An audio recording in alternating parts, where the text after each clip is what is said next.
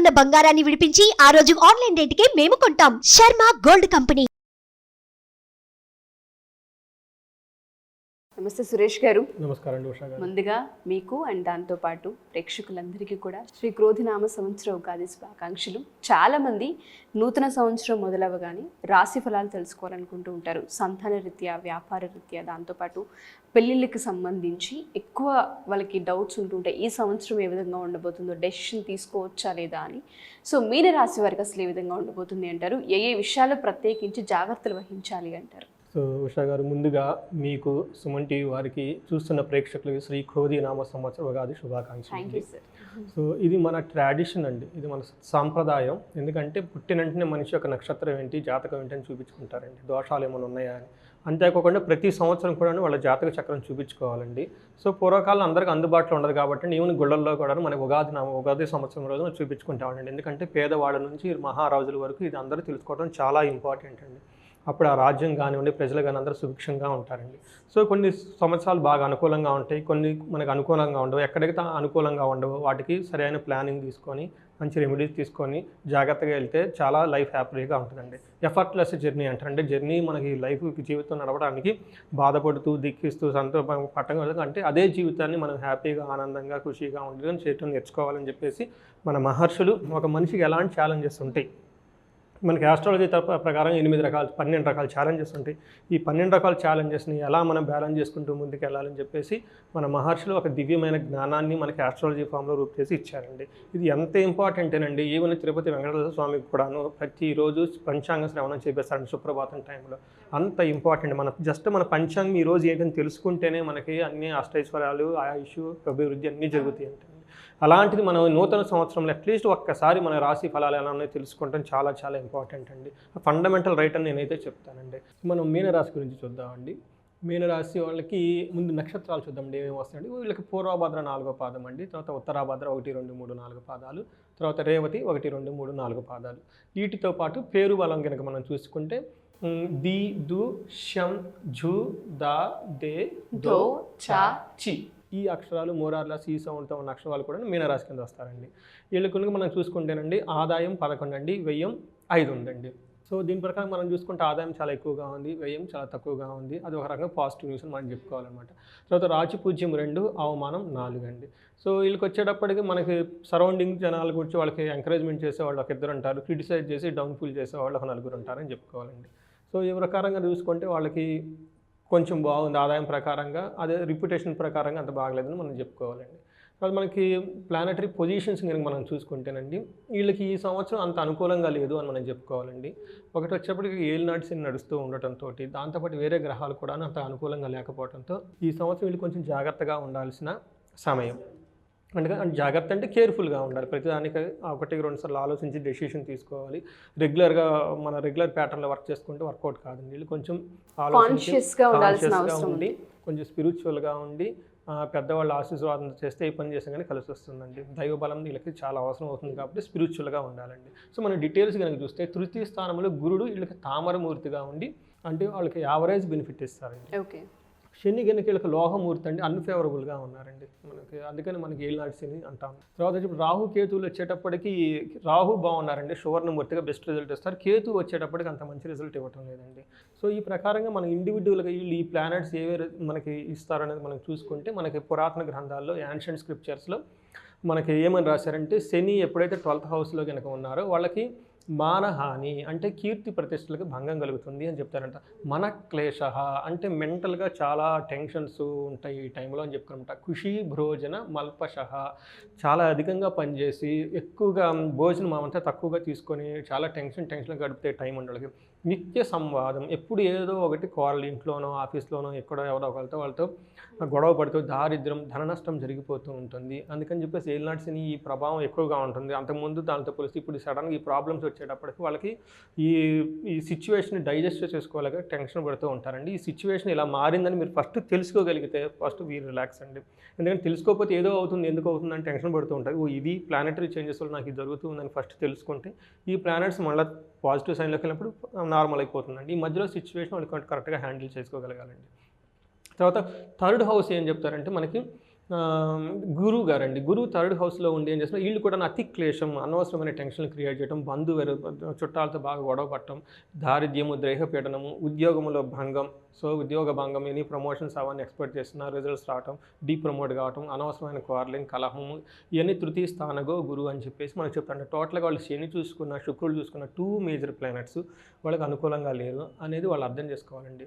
తర్వాత రాహు కేతువులు కూడాను వీళ్ళకి అంత సరైన సపోర్ట్ ఇచ్చే స్టేజ్లో లేవు. వీళ్ళకి ధారాపుత్ర విరోధం, భార్యతోటి, పుత్రులతోటి, తర్వాత ప్రవాసం అటు ఇటు అనవసరంగా తిరగటం, డిసీజెస్ రావటం, అర్ధహాని, డబ్బులకి సంబంధించిన హాని. అందుకని కేర్ఫుల్గా ఇన్వెస్ట్మెంట్ చేసుకోవడం చాలా మహా కష్టం, అత్యంత కష్టంగా ఉండటంతో రాహు వీళ్ళకి ఇబ్బంది పెడుతున్నారు, కేతువులు కూడా ఇబ్బంది పెడుతున్నారని మనం చెప్పుకోవాలండి. సో ఈ మొత్తం కలిపేసి ఓవరాల్గా మనకి చూసుకుంటే కెరీర్ వైజ్గా చూసుకుంటే చాలా బాగుంది. కెరీర్లో అయితే ఎక్కడా డిస్టర్బెన్స్ లేదండి. తర్వాత పై అధికారులు కానివ్వండి, ఆఫీషియల్స్ కానివ్వండి, వీళ్ళకి సపోర్ట్ ఇచ్చి వీళ్ళకు రియల్గా హార్డ్ వర్క్ చేస్తే దానికి సంబంధించిన గుర్తింపు ఇచ్చి అప్రిషియేట్ చేస్తారండి. ఓకే. తర్వాత మనకి గవర్నమెంట్ ఆఫీషియల్స్ కనుక చూసుకుంటే వాళ్ళకి చాలా బాగుంది, ఇంక్రిమెంట్లు అవన్నీ వచ్చే టైం బాగుందని చెప్పుకోవాలి. తర్వాత పర్మనెంట్ కానీ వాళ్ళు ఎవరైనా ఉంటే కానీ ఈ టైంలో పర్మనెంట్ అవుతుందండి జాబు, అదొక అడ్వాంటేజ్ అని చెప్పుకోవాలన్నమాట. తర్వాత మనకి ప్రైవేట్ కంపెనీలో ఉద్యోగులకు చేస్తే వాళ్ళకి కూడా చాలా బాగుంటుందని చెప్పుకోవాలి. బట్ ఫైనల్గా వాళ్ళకున్న అప్రిసియేషన్స్, ఎంత హార్డ్ వర్క్ చేస్తే అంత గుర్తింపు వస్తుందండి. అది ఎలాంటి ఎంప్లాయ్మెంట్ కన్నా సరే చెప్పుకోవచ్చు అనమాట. తర్వాత ఆగస్టు సెప్టెంబర్ మంత్లో వీళ్ళకి ప్రమోషన్ కానీ గ్రోత్ కానీ వచ్చే అవకాశం ఉందని చెప్పుకోవాలండి. తర్వాత అక్టోబర్ డిసెంబర్లో అనవసరమైన గొడవలు వస్తాయండి. గుర్తుపెట్టుకొని ఆ 2 మంత్స్లో కేర్ఫుల్గా కొంచెం పేషెన్సీగా ఉండాలండి. హెల్త్ కనుక చూసుకుంటే మనం ఇందాక శ్లోకాలను చూసామండి, శారీరకంగా చాలా లెథర్జీగా ఉండి, ఓకే, సరిగ్గా ఏ పని చేయాలనిపించకుండా చాలా పోస్ట్పోన్ చేస్తూ లేజీగా ఉండే టైం వాళ్ళకు ఉంటుందండి. అనవసరమైన భయము, టెన్షన్స్ గడిపేసి మెడిసిన్స్ ఎక్కువ తీసుకోవటం అవకాశం ఉందండి. వీళ్ళకి నరఘోషి, నరదృష్టి అంటే ఈ ఏడుపులు అంటారు చూడండి, ఇప్పుడు వాళ్ళతో ఫైట్ చేస్తూ నెగిటివ్ వైబ్స్ చాలా ఎక్కువ వచ్చే అవకాశం ఉందండి. చాలా కేర్ఫుల్గా ఉండాలండి. వాళ్ళు మ్యాండేట్గా దీన్ని అవాయిడ్ చేయాలంటే యోగా చేయటం, మెడిటేషన్ చేయటం, స్పిరిచువల్గా బుక్స్ చదవటం, భగవద్గీత లాంటివి చదవటం, అష్టాగత లాంటివి చదవటం, న్యూట్రిషియన్ ఫుడ్ తీసుకోవడం చాలా చాలా ఇంపార్టెంట్ అండి. తర్వాత ఫ్యామిలీ దగ్గర రిలేషన్షిప్ ఎలా ఉంటుందంటే ఒక సైడ్లో వీళ్ళు హార్మోనీ క్రియేట్ చేస్తుంటే ఇంకో సైడ్లో వేరే చోట్ల డ్యామేజ్ చేస్తూ ఉంటారండి. చాలా టఫ్గా వాళ్ళు మెయింటైన్ చేసుకోవాల్సిన టైం ఉందండి వాళ్ళు. తర్వాత వీళ్ళకి మదర్ సైడ్ హెల్త్ ఇష్యూస్ వచ్చేసి బాగా ట్రబుల్ అవుతాయి అండి. తర్వాత సిబ్లింగ్స్తో కనుక రిలేషన్షిప్ అయితే బాగుంటుందని చెప్పుకోవాలన్నమాట. తర్వాత వీళ్ళకి ఈ వచ్చే సంవత్సరాలకు భార్య కానీ లేదంటే వాళ్ళ ఇంట్లో ఎల్డర్స్గా ఉన్న ఎవరైనా స్త్రీలు కానీ వాళ్ళ సహాయంతో కనుక పనులు చేస్తే బాగా కలిసి వస్తుందంటే, అంటే వీళ్ళు ఎల్నట్స్ నడుస్తుంది కాబట్టి వాళ్ళ హెల్ప్ కనుక తీసుకుంటే వీళ్ళకి సపోర్ట్ వచ్చి ముందుకెళ్తారండి. వీళ్ళు కనుక ప్రయాణాలు భార్య బిడ్డలతో కానీ కుటుంబంలో చేస్తే బాగా కలిసి వస్తుందండి. ఇది ఒక అడ్వాంటేజ్ అని చెప్పుకోవాలంట. మనీ విషయంలో మనం ఇందాకనే చెప్పుకున్నామండి, అప్స్ అండ్ డౌన్స్ ఎక్కువ ఉంటుంది. చాలా డబ్బు వస్తుందండి, వచ్చిన డబ్బు కూడా అంతే విధంగా ఖర్చు అవుతూ ఉంటుంది అనమాట. అనేక రకాల డబ్బు అయితే వస్తుంది, వెంటనే ఖర్చు అయిపోతుంది, వస్తుంది ఖర్చు అవుతుంది. దాన్ని చాలా బ్యాలెన్స్ పెట్టుకోవాలి. ఇంకొకటి ఏమంటే వీళ్ళకున్న మంచితనాన్ని అడ్వాంటేజ్గా తీసుకొని మంచి మాటలు చెప్తూ వాళ్ళ దగ్గర డబ్బులు తీసుకొని పోయి ఆ తర్వాత తిరిగి ఉన్న సిచ్యువేషన్ ఎక్కువగా ఉన్నాయండి. అందుకని డబ్బు ఇచ్చేటప్పుడు 1-2 సార్లు చాలా చాలా కేర్ఫుల్గా, చెయ్యి దాటిపోయిన డబ్బు మళ్ళీ మీకు తిరిగి వస్తే అయితే చాలా కష్టం. అందుకని చెప్పేసి అసలు డబ్బు ఇవ్వకుండా బెటర్ అండి. రిలేషన్షిప్ పోతే పోనండి, డబ్బు తీసుకొని రిలేషన్షిప్తో మనకి ఎందుకండి. అందుకని చెప్పేసి ఆర్థికంగా అనవసరమైన చికాకులు తెచ్చుకుంటారు. మీ మంచితనాన్ని ఉపయోగించుకొని మంచి మాటలు చెప్పి మీ డబ్బులు తీసుకొని పోయి మిమ్మల్ని మోసం చేసే అవకాశం ఉందండి. కేర్ఫుల్గా ఉండాలండి. తర్వాత టోటల్గా ఫ్యామిలీ రిలేషన్షిప్ అయితే చాలా మంచి హార్మోని ఉంటుంది, సిబ్లింగ్స్తో బాగుంటుంది, మనం ఆల్రెడీ చెప్పుకున్నామండి. Money matter. తర్వాత సెకండ్ పార్ట్ ఆఫ్ ఇయర్లో వీళ్ళకి చాలా బాగుంటుందండి. ఏ విధంగా బాగుంటుందంటే ఇప్పటిదాకా వాళ్ళ కుటుంబంలో సౌఖ్యం, గొడవలు ఉంటే ఫస్ట్లో అవన్నీ సెట్ అయిపోతాయి. అన్ని విధాలుగా వాళ్ళకి వృద్ధి వస్తుందండి. అంటే ఇయర్ ఎండ్లో అంటే ఫస్ట్ 6 మంత్స్, తర్వాత 6 మంత్స్, ఆ తర్వాత 4th మంత్, ఇయర్ పాస్ అయ్యకుండా వాళ్ళకి గ్రోత్ అంతా ఉంటుంది.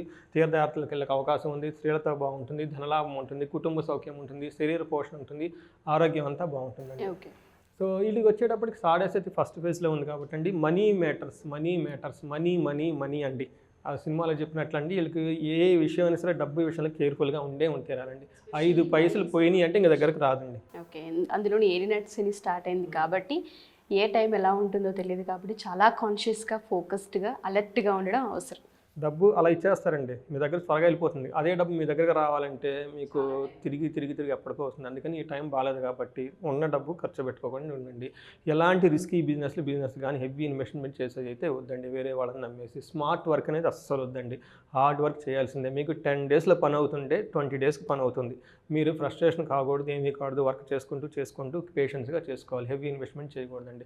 వీళ్ళకి బెస్ట్ అండ్ ఈజియెస్ట్ రెమెడీ అంటే హనుమాన్ చాలీస్ని కనుక చదువుతూ ఉండాలి. ఉదయం సాయంత్రం ఎన్ని ఇన్నిసార్లు చదువుతాను ఇన్నిసార్లు వీళ్ళకి మంచిదండి, పనిలో లేట్ కాకుండా ఉంటుందండి.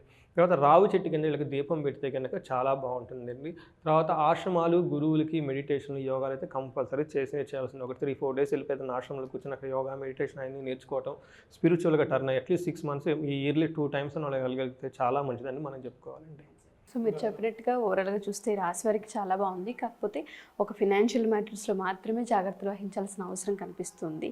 సో ఇలా చాలామంది ఫినాన్షియల్కి సంబంధించి ఇబ్బందులు పడుతూ ఉంటారు సార్. మనం కనకదార హోమం పెట్టింది కూడా ప్రత్యేకించి దానికోసమే.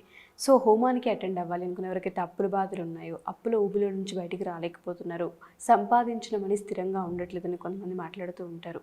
సో పూట గడవడమే కష్టంగా ఉందని కొంతమంది మాట్లాడుతూ ఉంటారు. వాళ్ళందరికీ కనకదార హోమం ఏ విధంగా హెల్ప్ అవుతుంది, అండ్ దాంతోపాటు పర్సనల్గా జాతకరీత్యా మిమ్మల్ని కలవాలి అంటే అపాయింట్మెంట్ ఎలా తీసుకోవాలి? సో ఉషా గారు, మనకి వేదిక్ ఆస్ట్రాలజీ అంతా బ్యూటిఫుల్ సబ్జెక్ట్ ప్రపంచం లేదనుకొని చెప్పాలంటే, ఎందుకంటేనండి ఒక మనిషికి ఎన్ని కావాలో అన్నీ ఇచ్చేసారండి.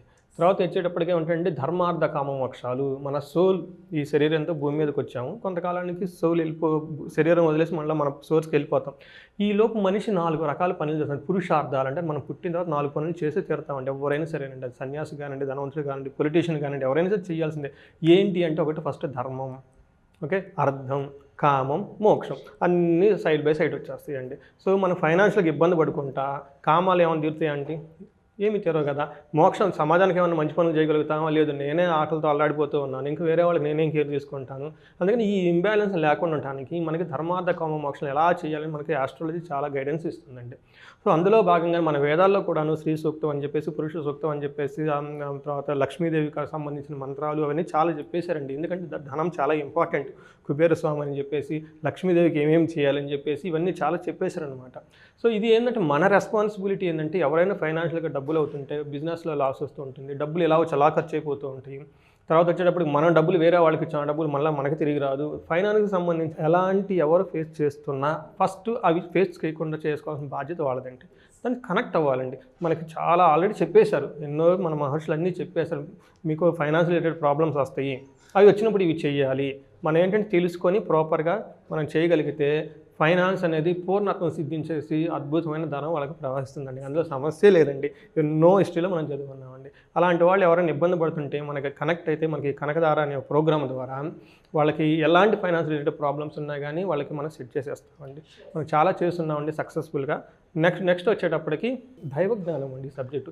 ప్రతి ఒక్కళ్ళు ఇంట్లో తెలుసుకోవాలండి. అట్లీస్ట్ వాళ్ళ హారోస్కోపు, వాళ్ళ పిల్లల హారోస్కోపులు, అందులో ఏమేమి యోగాలు ఉన్నాయి, ఏమేమి లోపాలు నేను తెలుసుకోవటం ఫస్ట్ బిగ్గెస్ట్ రెమెడీ అండి. చాలా మెచ్యూరిటీ ఉంటుంది ఆయిలలో కానివ్వండి, ఆ మనుషులకు కానివ్వండి. అందుకని చెప్పేసి ఎవరికైనా ఇలాంటి జ్ఞానం లేకపోతే మనం ఒక చిన్న కోర్స్ డిజైన్ చేసామండి.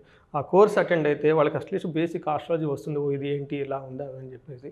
మూడోది వచ్చేటప్పటికంటే మనకి ఎవరైనా ఇండిపెండెంట్గా, ఎందుకంటే మనం ఇది చాలా బ్రాడ్గా చెప్పుకుంటాం అనమాట.